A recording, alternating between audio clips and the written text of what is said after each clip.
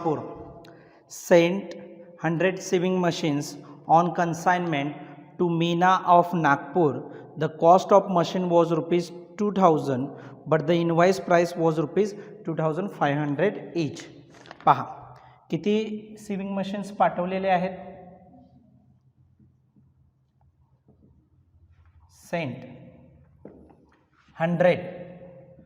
एकाची किंमत किती आहे 2000, परंतु पाठवताना कसे पाठवलेले आहेत सांगा बघूया. 2500 IP ला पाठवलेत. बरोबर आहे. चेक करा किती व्हॅल्यू येईल. कॅल्सी असेल ना तुमच्याकडे आता. 2,50,000. कुणी सेंड केलेत. महेश ऑफ कोल्हापूर. कुणाला सेंड केलेले आहेत त्यांनी. मीना ऑफ नागपूर. कन्सायनर कोण झाला. The goods send by Mahesh of Kolhapur to Meena of Nagpur. Consignor कोण झाला. महेश ऑफ कोल्हापूर आणि मीना ऑफ नागपूर काय होणार कन्सायनर. हे खूप महत्त्वाचं आहे. प्रॉब्लेममध्ये कन्सायनर कोण आहे आणि कन्सायनी कोण आहे हे तर समजलं पाहिजे पहिल्यांदा. महेश स्पेंट म्हणजे खर्च किती केलेला आहे बघा. महेशनं 5000 on packing. Meena received the consignment. Consignment कुणाला मिळालेला आहेत म्हणजे गुड्स डिलिवर्ड झालेले आहेत. कुणाकडून महेशकडून मीनाला. And immediately accepted Mahesh draft for rupees 1,50,000. Draft मिळालेला आहे म्हणजेच थोडक्यात ॲडव्हान्समध्ये पैसे दिलेले आहेत. कुणी दिलेले आहेत. मीनानं दिलेले आहेत. कुणाला महेशला. Meena is the consignee. Advance payment 1,50,000 रुपयांचा आहे. Subsequently Meena inform Mahesh that. लगेच मीनानं सांगितलेलं आहे महेशला 80 machines have been sold at rupees 3,000 each. जे 100 सिविंग मशीन्स पाठवलेले आहेत त्यापैकी किती सोल्ड केलेले आहेत बघा. 80 सोल्ड केलेले आहेत. Expenses paid by Meena were freight rupees 6,000. मीनानं खर्च केलेला आहे तो आपल्याला कशा प्रकारे खर्च तिनं केलेला आहे तो पहा. फ्रेटवरती तिने किती खर्च केलेला आहे 6,000. गोडाऊन रेंट कितीचे आहेत 500चे आहेत. आणि इन्शुरन्सवरती आलेला खर्च किती आहे 1,000 रुपयांचा आहे. Meena was entitled to a commission of 5% on sales. मीनाला किती पर्सेंट सेल्स कमिशन देण्यात आलेला आहे 5% on sales and 1.5% as del credere commission. Del credere commission किती दिलेलं आहे 1.5%. डेल क्रेडर कमिशन जर कन्सायनरने कन्सायनीला अलाउड केलं तर पैसे बुडणार आहेत समजून चला क्रेडिट सेल्स केसमध्ये. तर ती रिस्क कुणाची असते टोटली कन्सायनीची असते. बरोबर आहे. आता ते म्हणतायत की तुम्हाला prepare consignment account and Meena's account in the books of Mahesh आणि prepare Mahesh account and commission account in the books of Meena. पाहूया आपण. पहिल्यांदा काय करायचं आपल्याला कन्सायनरच्या बुक्समध्ये कन्साइनमेंट अकाउंट आणि कन्सायनीचं अकाउंट ओपन करायचं आहे. फॉर्मॅट आखून घ्या. In the books of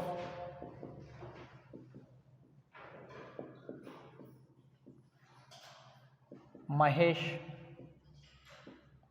of Kolhapur. नुसतं महेश लिहिला तरी सुद्धा चालेल बाळांनो. काय अकाउंट येणार आहे बघा कन्साइनमेंट अकाउंट.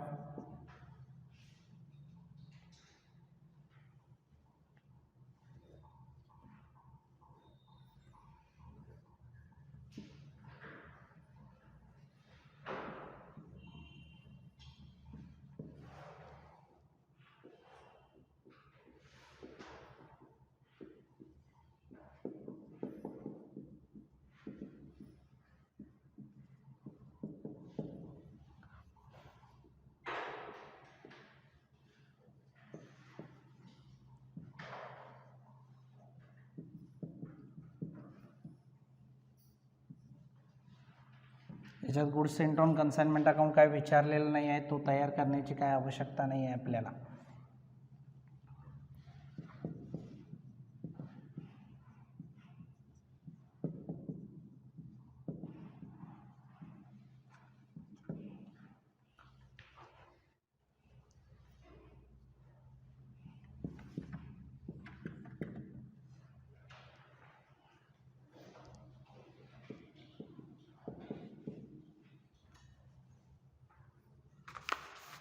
लक्ष द्या.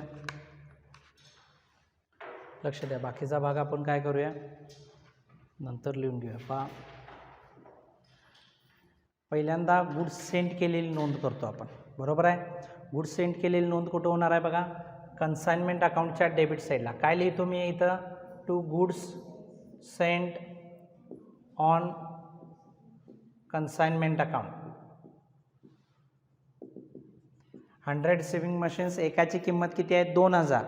परंतु सेंड करताना कसं सेंड केलेले आहेत कन्सायनरने, IP ला, म्हणजेच थोडक्यात 2500ला. घेताना किती रक्कम घ्यायची, IP सेंड करायची, इथं लिहायची आहे 2,50,000. आता लोडिंग किती आहे बघा, सांगा बघूया मला. लोडिंग म्हणजे काय, कॉस्ट प्राईस आणि मार्केट प्राईसमधली डिफरन्स प्राईस घ्यायची आहे आपल्याला. पहा, 100 मशीन्स इंटू किती येणार, 500, म्हणजेच थोडक्यात किती येणार आहे, 50,000 लोडिंग आहे. कसं कॅल्क्युलेट केलं, IP is ₹2,500 per swimming machines minus cost of swimming machines ₹2,000. Loading किती आलं, 500, जे एक्स्ट्रा आपण दाखवत आहोत. ॲक्च्युली कन्सायनर आणि कन्सायनीमध्ये हा बाईंग अँड सेलचं ट्रान्झॅक्शन नाही आहे. कन्सायनीला फक्त सिलेक्ट केलेला ॲज अन एजंट, की बाबा माझे प्रोडक्ट्स तू काय कर, सेल कर. म्हणजेच थोडक्यात कन्सायनी ॲज अन एजंट म्हणून काम करत आहे.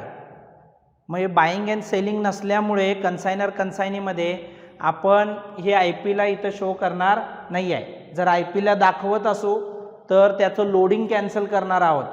क्रेडिट साईडला by goods sent on consignment account, बरोबर आहे. किती लोडिंग आलं बघा, 50,000. इथं लिहायचं कंसात काय लिहिलं आपण, लोडिंग. ही झाली पहिली स्टेप आपली. काय अवघड आहे का, नाही. दुसऱ्या स्टेपला हे गुड्स पाठवत असताना कन्सायनरचे काहीतरी खर्च होतात. ते खर्च किती झालेले आहेत म्हणून सांगितलं आहे. हां, इथं काय येणार सांगा बघूया, पेड केले ना त्यांना, cash or bank account. Very good, to cash or bank account. कन्सायनरकडून पैसे गेले, कशासाठी गेले ते कंसात इथं लिहायचं आहे. आता काय, कशासाठी, पॅकिंगसाठी. किती रुपये खर्च केला त्यांना, 5,000 रुपये. Have you got that. यानंतर 2 स्टेप झाले आपल्या. तिसऱ्या स्टेपला कन्सायनीकडून ॲडव्हान्स आलेल्याची नोंद करायची आहे. कन्सायनीकडून काय आला, ॲडव्हान्स आला, म्हणजे पैसे आले. Bank account debit the receiver. Who is the giver of this cheque. पैसे कोण देत आहे ॲडव्हान्समध्ये, मीना. त्यामुळं मीनाज अकाउंटच्या क्रेडिट साईडला मी काय लिहिणार, बाय बँक अकाउंट. किती रुपयांचा चेक दिलेला आहे तिनं, 1,50,000. ड्राफ्ट दिलेला आहे, म्हणजे थोडक्यात पैसे हे बँकेत जमा होणार आहेत, 1,50,000. Have you got that. किती स्टेप झाल्या, 3. चौथ्या स्टेपला आता गुड्स मिळाले कोणाला, कन्सायनीला. आता कन्सायनी खर्च करणार आहे. कन्सायनीचा काय होणार आहे, खर्च होणार आहे. पैसे कुणाकडून जाणार, कन्सायनीकडून जाणार आहे, बरोबर आहे. त्यामुळं कन्साइनमेंट अकाउंटच्या डेबिट साईडला मी लिहिणार आहे टू मीनाज अकाउंट, बरोबर आहे. कन्साइनमेंट अकाउंटच्या डेबिट साईडला मी काय लिहिणार आहे, टू मीनाज अकाउंट. मीनानं कशासाठी खर्च केलेला आहे तो बघायचा आपल्याला. काय काय दिलंय, फ्रेट. अमाऊंट किती आहे फ्रेटसाठी खर्च केलेली, 6,000. ओके. आणि त्यानंतर तिनं कशासाठी पैसे पे केलेत, गोडाऊन रेंट. त्याच्यासाठी किती खर्च केलेत, म्हणजे टोटल किती झाले. इन्शुरन्स पण आहे का, हां ठीक आहे. आणखीन खर्च आहेत, इन्शुरन्स किती आहे, टोटल किती खर्च झाले, 7,500. आता पहा, कन्साइनमेंट अकाउंटच्या डेबिट साईडला कन्सायनीनं केलेल्या खर्चाची नोंद केले, पण नाव काय लिहिलंय, टू मीनाज अकाउंट. इथं कॅश और बँक येणार नाही, कारण की पैसे कुणाकडून गेलेत, कन्सायनीकडून गेलेत. आपण काय, कन्सायनर काय म्हणणार आहे, हा कन्साइनमेंट अकाउंटवरचा खर्च आहे आणि कुणी केला आहे त्याचं नाव लिहिलंय, याच्याकडून पैसे गेलेले नाहीत. पण हा पैसे देणं लागतो, जे कन्सायनीने खर्च केलेले असतील ते. त्यामुळे त्याची नोंद कुठे करायची, मीनाज अकाउंटच्या क्रेडिट साईडला, बाय कन्साइनमेंट अकाउंट. किती खर्च केलेत बघा, 7,500. आलं लक्षात. किती स्टेप झाली आपल्या, 4. 5व्या स्टेपला कन्सायनीनं खर्च केल्यानंतर आता कन्सायनी ॲक्टिव्हिटी करणार आहे, म्हणजे कन्सायनी सोल्ड करणार आहे मार्केटमध्ये गुड्स, बरोबर आहे. सेल प्रोसिड्स सांगा. 80 sewing machine sold at rupees किती सांगितलं आहे, 3000 ईच. 8 त्रिक 24, किती रुपये सेल प्रोसिडची व्हॅल्यू झाली, 2,40,000. आता हे कन्साइनमेंट अकाउंटिंगवरचे काय आहेत सांगा बघूया, उत्पन्न आहेत. आणि हे पैसे कुणाकडे आहेत, आता कन्सायनीकडे आहेत. कन्सायनर कन्सायनीकडून पैसे घेणं लागतो, त्यावेळेला कन्सायनी अकाउंटला तो काय देणार आहे, इथं डेबिट. काय लिहिणार, टू कन्साइनमेंट अकाउंट.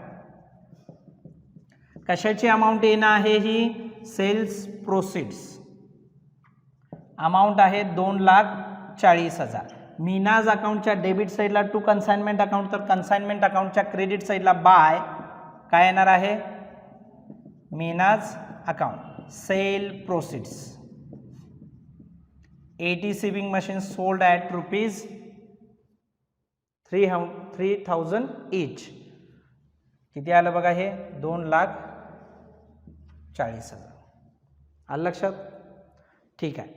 यानंतर आता गुड्स सोल्ड केलेले आहेत, त्यानंतरच आपण कन्सायनीला कमिशन देणं लागणार आहोत. कमिशनची नोंद करायची आपल्याला. पहा, 5% commission to Meena on sale proceeds.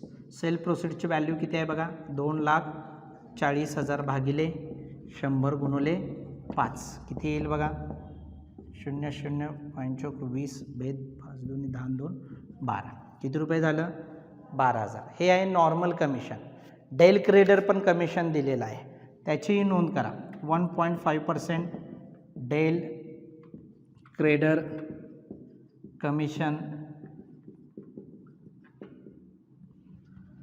Direct याच्यातच दाखवलं चालतं.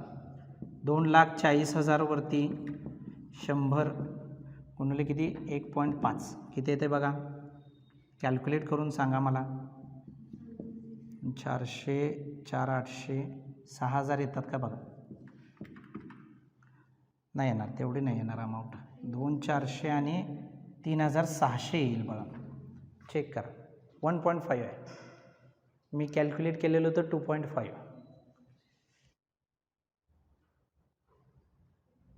2,40,000 वरती 1.5% बरोबरच आहे ना. 1% किती येतं, 2,400. 0.5% किती येणार, 1,200. 2,400 प्लस 1,200 3,600. पहा, पैसे हे मीनाला द्यायचे आहेत आपल्याला, कमिशन पेएबल आहोत मीनाला. आणि आपल्या कन्साइनमेंट अकाउंटवरचा हा काय आहे, खर्च आहे. खर्च कुठं नोंदवतो आपण, डेबिट साईडला, टू मीनाज अकाउंट.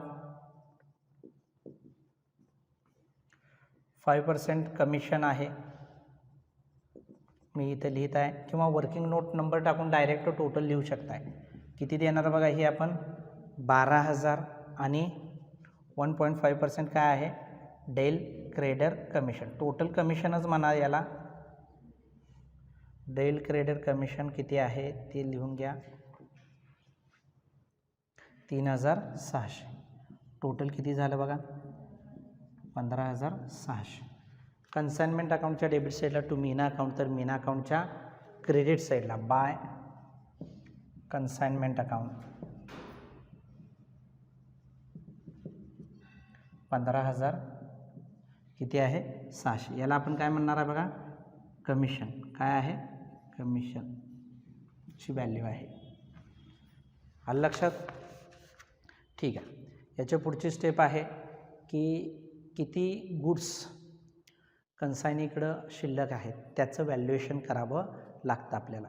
आणि व्हॅल्युएशन करण्याची प्रोसेस मी तुम्हाला सांगितलेली आहे. परत एकदा बघा, valuation of closing stock of swimming machines. Students पहा, लक्ष द्या व्यवस्थित.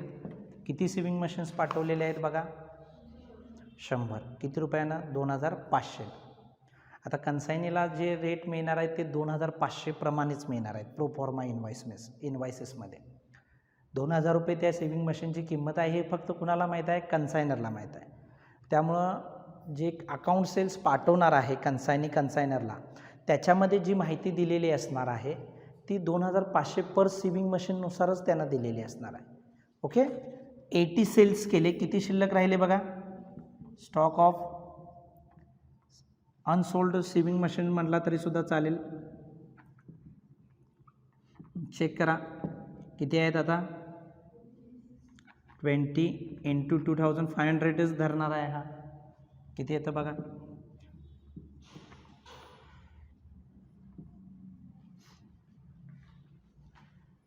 बरोबर आहे. ओके, हे 50,000 झाले. ॲड याच्यामध्ये मी आता काय करणार आहे, प्रपोर्शनेट एक्सपेन्सेस ऑफ कन्सायनर कोण आहे, महेश. ऑफ महेश. सांगा बघूया महेशचा खर्च किती आहे, सगळंच घ्यायचं असतं. महेशनं केलेला खर्च किती आहे, 5,000. किती मशीनसाठी खर्च केलेला आहे त्यानं, 100 मशीनसाठी खर्च केलेला आहे. आता किती शिल्लक आहेत ते फक्त त्याचा खर्च बाजूला काढायचा. 20 काय आहेत, रिमेन्स आहेत सेविंग मशीन्स. तो प्रपोर्शनेटली खर्च त्याचा बाजूला काढायचा. 0 0 2 5 10. किती आला तो, 1,000. ओके, आता कन्सायनीचे proportionate expenses, proportionate expenses of proportionate non काय घ्यायचं, recurring expenses of Meena. Non recurring expenses म्हणजे कोणते, कन्सायनीला गुड्स भेटलेले आहेत. ओके, ते गोडाऊनपर्यंत जाईपर्यंत आलेला खर्च. एकदा का गोडाऊनपर्यंत पोचले त्यानंतर godown rent, insurance, selling expenses, advertisement expenses, हे एक्सपेन्सेस रिकरिंग असतात, ते आपण इथं घेत नाही. मग कोणते घेणार आपण, ऑक्ट्रॉय असेल, फ्रेट असेल, कॅरेज असेल, कन्सायनीचे घेणार आहोत. मग यातले कुठले घ्यायचे सांगा बघूया बाळांनो मला. फ्रेट त्यानं 6,000 पेड केलेला आहे, गोडाऊन रेंट त्यानं 500 भरलेला आहे, इन्शुरन्स 1,000 रुपये. मग यातलं कुठलं घेऊ दे, फक्त फ्रेट ना. ठीक आहे, चालेल. फ्रेटची व्हॅल्यू किती दिले, 6,000. किती सिविंग मशीनसाठी खर्च केले त्यानं, 100साठी. 20चे फक्त आपल्याला बाजूला काढायचे आहेत. 0 0 1,200. कन्साइनमेंट स्टॉकची व्हॅल्युएशन आलेलं आहे आपल्याला. सांगा बघूया कन्साइनमेंट स्टॉकचं व्हॅल्युएशन 52,200. बरोबर आहे का. हे 52,200 रुपये मी इथं लिहून घेत आहे बाय कन्साइनमेंट स्टॉक अकाउंट. क्रेडिटला लिहायचं असतं. याची एंट्री काय होते, consignment stock account debit to consignment account. Value किती आली, 52,200. याची वर्किंग नोट तुम्ही लिहू शकता. कुठली वर्किंग नोट केली आपण, 4 नंबरचे. इथं बघितल्यानंतर लगेच लक्षात येतं. डिटेल इन्फॉर्मेशन देणं खूप आवश्यक आहे. ही व्हॅल्यू तुम्ही कशी ठरवली, ही जी लिहिलेली आहे त्याच्यासाठी आपण जी वर्किंग नोट केलेली आहे त्याचं वर्किंग नोट नंबर दिले. Have you got that. ठीक आहे. आता तुम्ही मला सांगा ॲक्च्युली एका सिविंग मशीनची कॉस्ट किती आहे, 2,000. पण कन्सायनीनं किती रुपये कॅल्क्युलेट करून दिलेले आहे, 2,500. जसं गुड सेंट ऑन कन्साइनमेंटला लोडिंग पडलेलं होतं, IP ने घेतलेलं आणि त्याचं लोडिंग आपण कॅन्सल केलेलं होतं, तसंच आपल्याला काय करायचं आहे, क्लोजिंग स्टॉकमधलं लोडिंग काय करायचं आहे, कॅन्सल करायचं आहे. मग त्यासाठी मी काय म्हणतो बघा, कॅन्सलेशन किंवा नुसतं लिहीन मी लोडिंग इन कन्साइनमेंट स्टॉक. किती लोडिंग करणार आहे बघा, पडलेलं असणार 20 सिविंग मशीन्स इंटू कितीचं लोडिंग पडलेलं असणार, 500चं. खर्चाचं घ्यायचं नाही, नाही तर याच्यामधलं लोडिंग तुम्ही कॅल्क्युलेट कराल. नाही, त्यानं घेताना किती रुपये घेतले, इथं 2,000 घ्यायला पाहिजे होतं. ती पर सिविंग मशीन किती दाखवले त्याने, 2,500. Consignment stock is valued at cost price और net realisable value whichever is less. जी कमी आहे ती घ्यायची आहे आपल्याला. किती रुपये आलं, 10,000. यासाठी एक अकाउंट आपण ओपन करतो, तो कुठला आहे, कन्साइनमेंट स्टॉक रिझर्व्ह अकाउंट. कोणता आहे, consignment stock reserve account.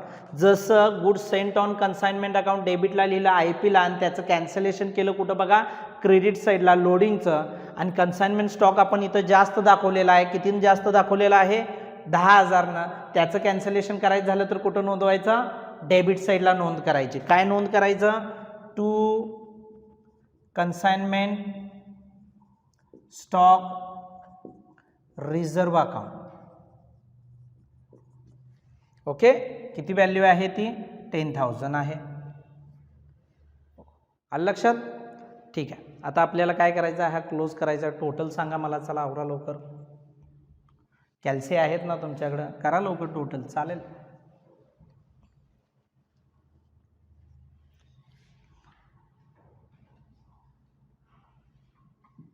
Correct येते का बघा.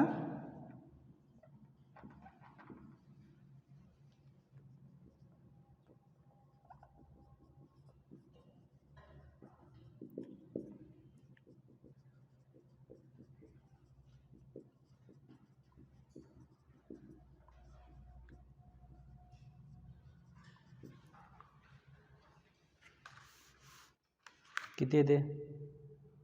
हे येते का बघा. 3,42,200. याची टोटल करून घ्या आता.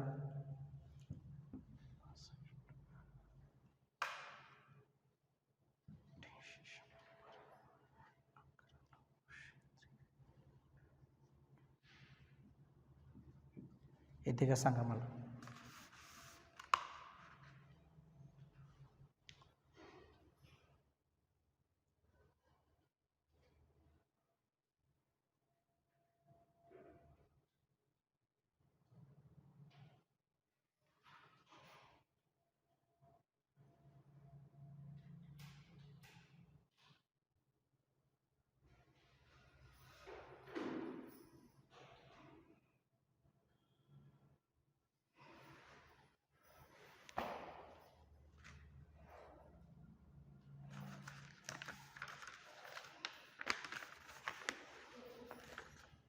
$54,100 येते.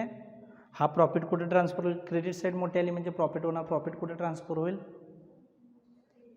बरोबर आहे. 100% general profit and loss account असतो ना, तिथं जाईल. ओके.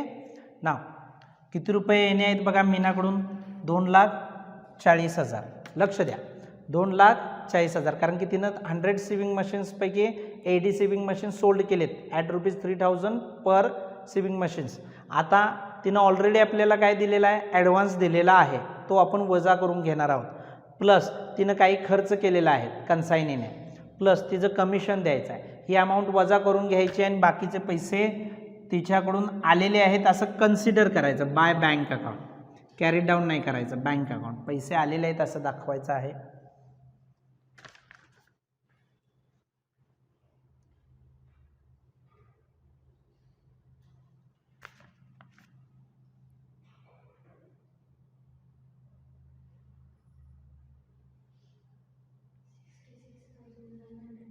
Very good. 66,900. आलं लक्षात? स्टेप बाय स्टेप दिलेलं आहे. आता यानंतर आपण काय पाहणार आहोत? याचं सोल्युशन लिहून झाल्यानंतर आपण काय पाहणार आहोत सांगा बघूया. कन्सायनीच्या बुक्समध्ये कन्सायनरचं अकाउंट आणि कमिशनचं हा भाग पहिल्यांदा लिहून घ्या तुम्ही.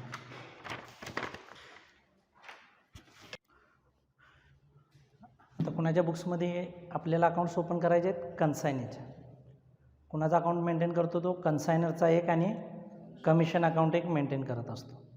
ओके. आता कन्सायनी पहिली स्टेप काय फॉलो करणार आहे? मी ॲडव्हान्स दिलेला आहे. कुणाला? कन्सायनरला. ज्या वेळेला ॲडव्हान्स देणार आहे कन्सायनरला, तर एंट्री काय होते?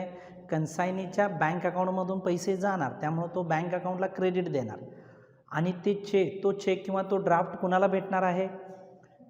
कन्सायनरला. त्यामुळं तो रिसिव्हर आहे. महेश अकाउंटच्या डेबिट साईडला तो काय लिहिणार आहे सांगा बघ्या? To bank account. काय आहे हा? ॲडव्हान्स आहे. किती रुपयांचा ॲडव्हान्स दिलेला होता बघा? 1,50,000. Have you got that? Okay. 2 नंबरच्या स्टेपला कन्सायनीला काय भेटणार आहेत? गुड्स भेटणार आहेत आणि त्याच्यावरती तो काय खर्च करणार आहे आणि अल्टिमेटली हे खर्च कन्सायनीचे नसून कुणाचे खर्च असणार आहेत? त्यामुळं हा freight account, insurance account, godown रेंटला डेबिट देत नाही. हा डेबिट देताना काय म्हणतो? मी महेश अकाउंटला डेबिट देणार आहे. जे मी पैसे पे करत आहे, माझ्याकडे आत्ता फ्रेटसाठी पैसे चालले आहेत, गोडाऊन रेंटसाठी पैसे चालले आहेत, इन्शुरन्ससाठी पैसे चाललेले आहेत, ते मी कुणाकडून घेणार आहे परत महेशकडून. त्यामुळं तो महेश अकाउंटच्या डेबिट साईडला टू कॅश और बँक अकाउंट लिहिणार आहे. कशासाठी त्याने पैसे पे केले बघा, फ्रेटसाठी किती खर्च केलेला आहे त्यानं 6,000. त्यानंतर गोडाऊन रेंट इथं नाही लिहिलं तरीसुद्धा चालतं, पण तरीसुद्धा मी सांगतोय किती खर्च झाले बघा, हे 500. आणि इन्शुरन्ससाठी आलेला खर्च त्याचा किती आहे 1,000. म्हणजे टोटल खर्च किती केला त्यानं 7,500. याच्याकडून कॅश गेली आणि हे पैसे तो कुणाकडून येणार दाखवणार आहे महेशकडून. Have you got that? समजलं आहे? हा फ्रेट अकाउंट, इन्शुरन्स अकाउंट आणि गोडाऊन रेंटला डेबिट टाकणार नाही आहे, कारण की ॲक्च्युली हे खर्च कुणाचे आहेत कन्सायनरचे. हे पैसे तो आत्ता याच्याकडून पैसे चाललेत, पण तो पैसे तो कोणाकडून घेणं लागतो आहे महेशकडून. ओके. आता पुढची स्टेप आहे की हे गुड्स तो सेल करणार आहे. हे गुड्स काय करणार आहे, तो सेल करणार आहे. मग सेल केल्यानंतर आलेले पैसे जे आहेत कॅश और बँकला तो डेबिट देणार. पैसे आले, कुणाकडे पैसे आलेले आहेत कन्सायनीकडे. आणि हे पैसे तो कुणाला देणं लागतो आहे, जसं खर्च झाल्यानंतर यानं महेश अकाउंटला डेबिट टाकलेला आहे आणि कॅश और बँकला क्रेडिट टाकलेला आहे, त्याच पद्धतीनं सेल केल्यानंतर हा काय करणार आहे सांगा बघूया. कॅश और बँकला डेबिट, पैसे आले, debit what comes in, otherwise debit the receiver, bank अकाउंटला पैसे जमा झाले. 2 हे पैसे आपले आहेत का, हा काय म्हणणार आहे मला पैसे द्यायचे आहेत. त्यामुळे हा क्रेडिटला नोंदवणार बाय कॅश और बँक अकाउंट. कशा प्रकारे विक्री केलेली आहे, क्रेडिट सेल्स आहेत, कॅश सेल्स आहेत, असं काय सांगितलेलं आहे का नाही. तर मी कन्सिडर करतोय की 80 सिविंग मशीन्स सोल्ड केलेले आहेत मीनाने. कसे, कॅश बेसिसवर. सेल प्रोसीड्स किती रुपये अमाऊंट आलेली होती ती 2,40,000. आता सेल प्रोसीड्स झाल्यानंतर बाळांनो आपल्याला नोंद कशाची करायची आहे, कन्सायनी ज्या पर्पजसाठी हे गुड्स सेल करत आहे ते पर्पज काय आहे, तो पर्पज काय आहे, कमिशन मिळणार आहे कन्सायनीला. कुणाकडून मिळणार आहे तो ते कमिशन कन्सायनरकडून. पैसे येणे आहेत महेशकडून, म्हणून महेश अकाउंटच्या डेबिट साईडला 2 हा काय लिहिणार आहे कमिशन अकाउंट. आलेले नाहीत, हा काय लिहिणार आहे महेश अकाउंटच्या डेबिट साईडला 2 कमिशन अकाउंट. कमिशनची दोन्ही व्हॅल्यू आपल्याला माहीत आहेत. नॉर्मल कमिशन किती आलेलं होतं बघा 12,000 आणि डेल क्रेडिट कमिशन किती आलेलं होतं 3,600. एकत्र घेतलं तरीसुद्धा चालतं, सेपरेट अकाउंट दाखवला नाही तरीसुद्धा चालतो. पहा, नॉर्मल कमिशन 5% जे कमिशन आहे ते किती आहे 12,000. आपण याला म्हणून नॉर्मल. 1.5% काय आहे डेल क्रेडिट कमिशन आहे, ते किती आहे 3,600. असं टोटल किती येणं आहेत 15,600. आता महेश अकाउंटच्या डेबिट साईडला 2 कमिशन आहेत, तर कमिशन अकाउंटच्या क्रेडिट साईडला बाय महेश अकाउंट किती आलं बाळांनो हे 15,600. समजलं आहे? तर शेवट काय करतो पहा, गुड्स कन्सायनीकडे गुड्सचा स्टॉक आहे. 20 सिविंग मशीन्स कन्सायनीने अजून सोल्ड केलेले नाही, ते अनसोल्ड आहेत. परंतु हे गुड्स, या गुड्सचा ओनर कोण आहे बाळांनो सांगा मला. या गुड्सचा ओनर कोण आहे, टोटल जे मशीन सेंड केले जात आहेत ओनर कोण आहे अल्टिमेटली कन्सायनर. त्यामुळे स्टॉक देखील मेंटेन कोण करणार कन्सायनर करणार. कन्सायनी स्टॉक मेंटेन केल्याची नोंद करत नाही. कन्सायनी कमिशनची नोंद झाल्या काय करतो, हा अकाउंट क्लोज करतो कुणाचा कन्सायनरचा, आणि बघतो किती रुपये द्यावे लागत आहेत आणि फायनल पेमेंट करतो.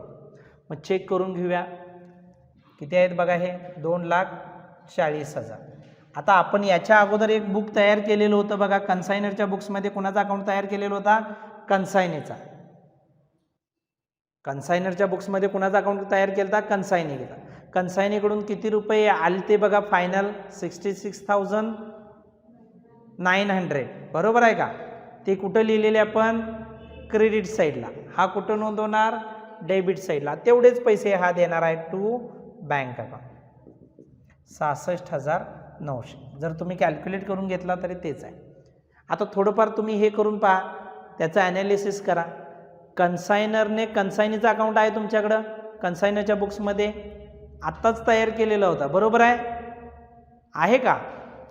या सर्व ज्या डेबिटला नोंद केलेल्या आहेत त्या त्याच्यामध्ये कुठं आहेत बघा, क्रेडिटला आहेत का नाही? चेक करा 100%. आणि त्याची जी डेबिटला नोंद आहे ती याच्यात कुठं आहे नोंद, आहे का नाही बघा? डेफिनेटली. सेल प्रोसिड्स तिथं कुठं नोंदवलं आहे? कन्सायनीच्या डेबिटला. इथं आपण कुठं नोंदवलेलं आहे? कन्सायनरच्या क्रेडिट साईड. हे तेच आहे. ओके. यानंतर आले का लक्षात? ॲनालिसिस पण करायचं असतं, नुसतं अकाउंट डेबिट इथं पोस्ट करा, क्रेडिट इथं पोस्ट करा असं नाही शिकायचं आपल्याला. प्रॉपर ॲनालिसिस, स्टडीमध्ये ॲनालिसिस पण आलं पाहिजे की बाबा हे असं का घडलं.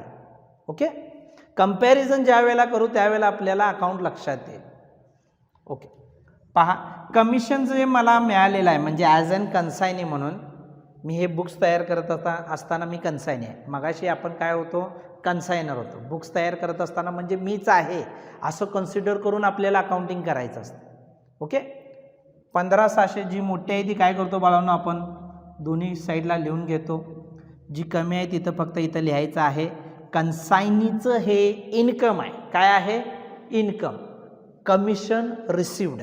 मग इन्कम कुठं जाणार? प्रॉफिट अँड लॉस अकाउंटच्या क्रेडिट साईडला, to profit and loss account. याचा general profit and loss account असतो तो इथंच आहे.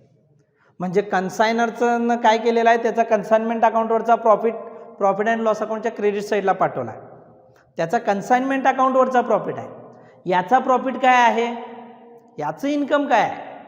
मिळालेलं कमिशन. कुणाकडून? महेश. ते जाईल to profit and loss account. समजलं आहे? कन्सायनीचा अकाउंट कसा तयार करायचा आहे ते मी तुम्हाला सांगितलेलं आहे. घ्या, चला लिहून घ्या. पहा, याच्यामधले आपण काय पाहणार आहोत? In the books of Mahesh journal entries. Okay, लक्ष द्यायचं. एक, पहिल्यांदा गुड्स सेंड केलेले आहेत त्यामुळे एंट्री काय होणार आहे बघा? Consignment account debit to goods sent on consignment account, being 100 sieving machines sent at rupees 2,500 each. कसे सेंड केले? 2,500 रुपयाला काय केलेले आहेत? सेंड केलेले आहेत. किती व्हॅल्यू येणार आहे बघा याची आता? 2,50,000. ॲक्च्युली त्याची कॉस्ट किती आहे सांगितली आहे तुम्हाला? कॉस्ट किती सांगितलेलं आहे तुम्हाला? 2,000 रुपये सांगितलेले आहे, बरोबर आहे. तर त्याचं लोडिंग कॅन्सल करायचं आहे आपल्याला. काय करणार बघा एंट्री आता? गुड्स सेंट ऑन कन्साइनमेंट अकाउंटला डेबिट जाणार आणि टू येणार आहे कन्सायनी अकाउंट, कन्साइनमेंट अकाउंट. लोडिंग आहे ना हे. कितीचं लोडिंग पडलेलं होतं? 500 रुपये पर सिविंग मशीन. म्हणजे 100 सिविंग मशीनचे किती लोडिंग पडले? 50,000. Being loading in goods sent on consignment of 100 sieving machines of rupees 500 each. काय केलं? कॅन्सल केलं. It is the difference price between the IP and cost price. 3 number. 3 नंबरला आता एक्सपेन्सेस कुणाचे आहेत? कन्सायनरचे. एंट्री काय होणार आहे? Consignment account debit to cash और बँक अकाउंट. पैसे गेले. किती रुपये गेलेत? 5,000 रुपये. 5,000 रुपये. बिंग पॅकिंग एक्सपेन्सेस पेड काय करण्यात आले, पॅकिंग एक्सपेन्सेस पेड केली. कुणाच्या इथे लगेच लक्षात येतं, कॅश और बँकला क्रेडिट आहे, कन्साइनमेंट अकाउंटला डेबिट आहे, म्हणजे हे डेफिनेटली खर्च कुणाचे असणार आहेत, कन्सायनरचेच असणार आहेत.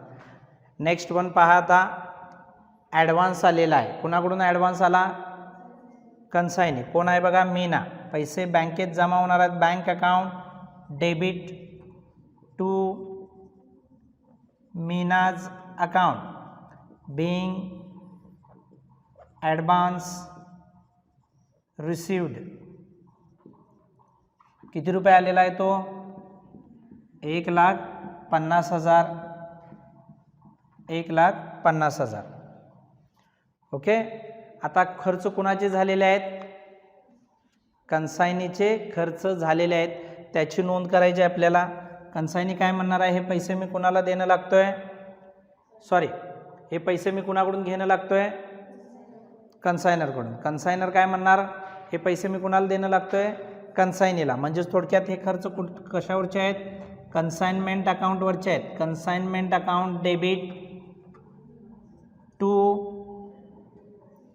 मीनाज अकाउंट. किती टोटल खर्च होते बघा, 7,500 आहेत. 7,500 being expenses paid by Meena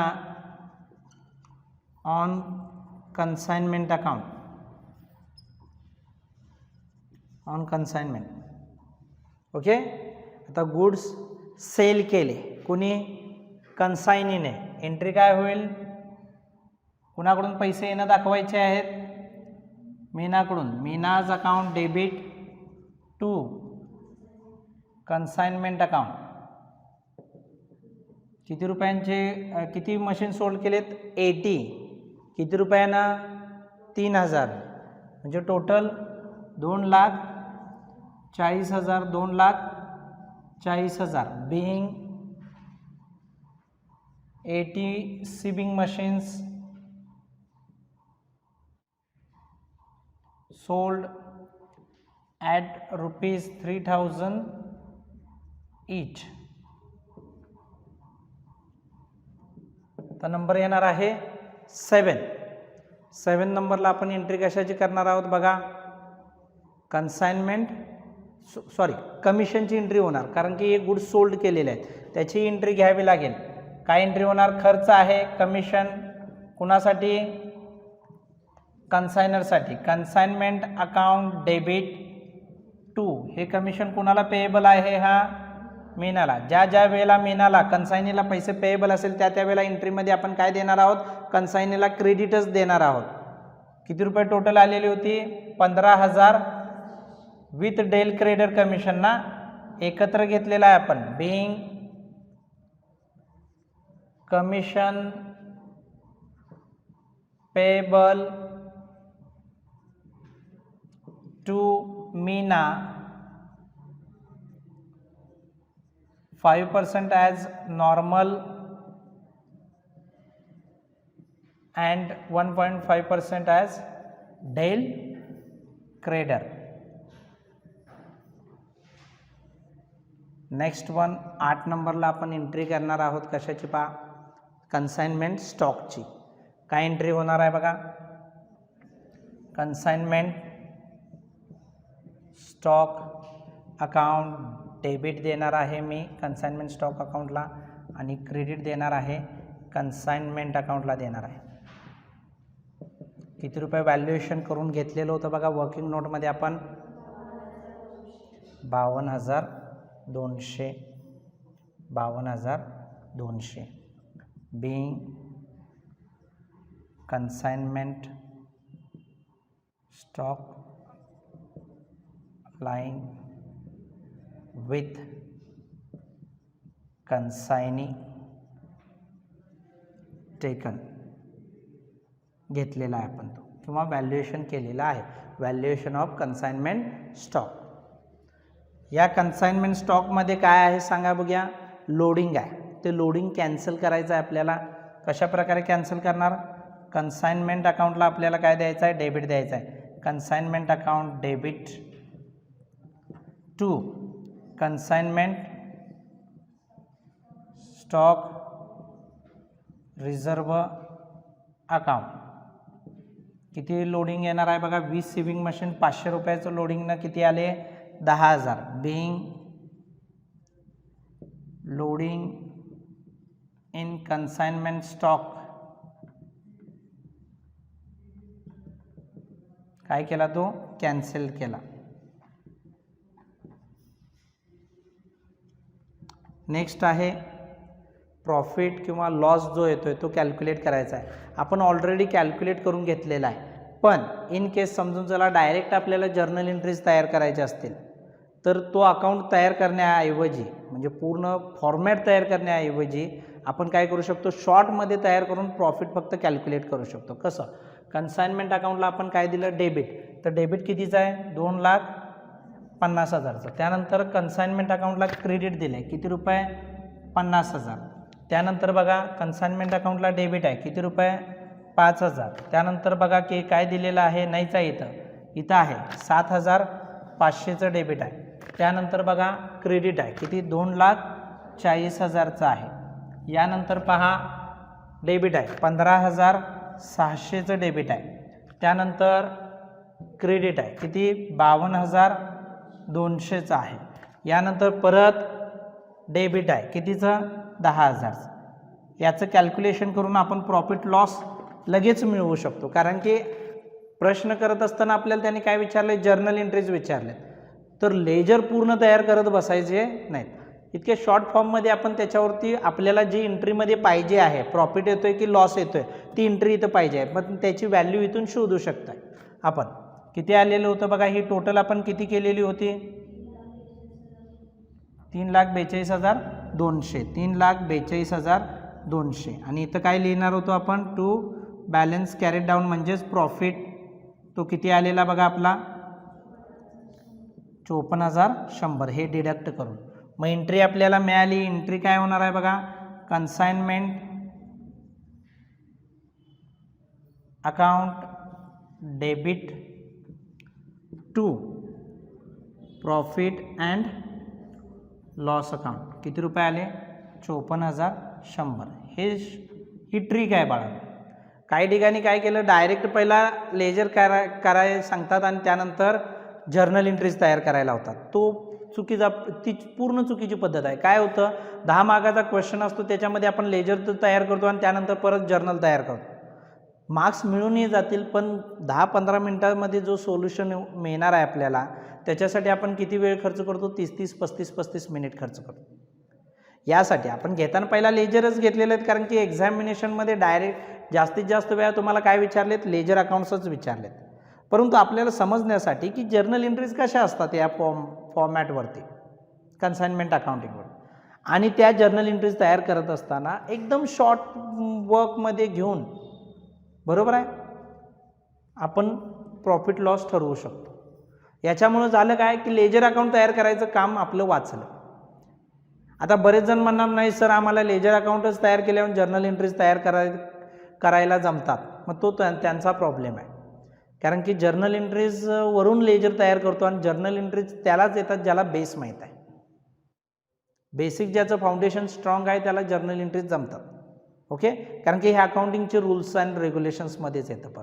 personal, real, nominal असेट्सचे रूल्स आहेत, लायबिलिटीचे, एक्सपेन्सेस, लॉसेस, इन्कम्स अँड गेन्सचे. ओके, हे समजून घ्या. Being profit on consignment account काय केलं आपण, ट्रान्सफर केला. आता शेवटची एंट्री असते की बाबा पैसे येणार आहे कोणाकडून, कन्साइनीकडून. त्याच्यासाठी एक शॉर्ट फॉर्ममध्ये तुम्ही हा काय करू शकता, तयार करू शकता, कन्साइनीज अकाउंट हा तयार करू शकता. कसा ते पहा, कन्साइनीला डेबिट कुठं पडलेलं आहे बघा, किंवा क्रेडिट पडलं आहे. क्रेडिट पडलं आहे कुठं, इथं 1,50,000चं क्रेडिट आहे. क्रेडिटला लिहायचं 1,50,000. त्यानंतर परत कन्साइनी कुठं दिसते, क्रेडिट 7,500. त्यानंतर परत बघा डेबिट 2,40,000. यानंतर परत क्रेडिट 15,600. त्यानंतर परत बघा कुठंच नाही. आता फायनल पेमेंट किती रुपये करणार आहे कन्सायनरला, म्हणजे कन्सायनरला पैसे किती मिळणार आहेत कन्सिडर करायचं आहे ते बघा. बँक अकाउंट डेबिट टू कुणाकडून पैसे आले, मीनाकडून आले, मीनाज अकाउंट. किती रुपये आले त्याची नोंद करायची आहे. हे कसं करतो आपण, मोठे आहे ती दोन्ही कॉलममध्ये लिहून घेतो. 2,40,000 2,40,000. किती आले ते बघा आपले 66,900. हे काय होतं, बाय बँक होतं का नाही बघा. मीनाज अकाउंटच्या क्रेडिटला बाय बँक बरोबर आहे. तर बँक अकाउंटच्या डेबिट साईडला to Meena's account. Being final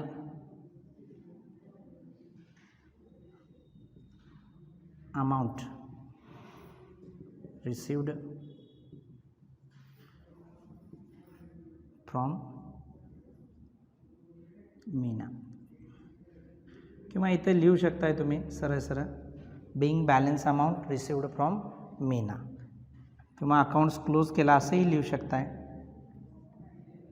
66,900 आलं लक्षात. आता हे जर्नल एंट्रीजमध्ये हे दोनच एंट्री शेवटच्या करण्यासाठी आपल्याला हे कॅल्क्युलेशन लागले. यालाही लागणार आहे आपल्याला कशासाठी, कन्साइनमेंट स्टॉकसाठी. त्याची वर्किंग नोट आपण ऑलरेडी घेतलेली आहे. तर जर्नल एंट्रीचा हा फॉर्मॅट आहे, हा लिहून घ्या. शक्यतो करून जर्नल एंट्रीज तुम्हाला आज करणार नाही, पण आपल्या सिलेबसमध्ये आहे त्याच्यासाठी तुम्हाला दिलेलं आहे. घ्या चला.